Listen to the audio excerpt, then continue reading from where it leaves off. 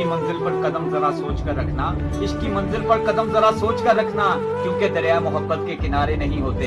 किताबे इश्क में लिखा हुआ था साहब, काफिर वो है जो यार के सिवा किसी और को देखे।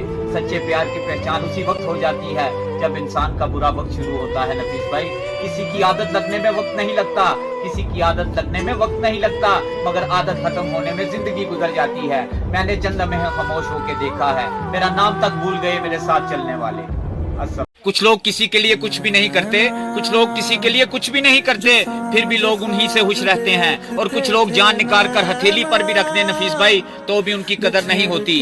जब किसी को खोने की नौबत आती है, जब किसी को खोने की नौबत आती है, तो ही उस इंसान को पाने की कीमत समझ में आती है। जमाने का भी अजीब सा दस्तूर है, जमाने का भी अजीब सा दस्तूर है। अच्छी याद को लिख कर रखते हैं और बुरी यादों को दिल में रखते हैं। अस्सलाम वालेकुम।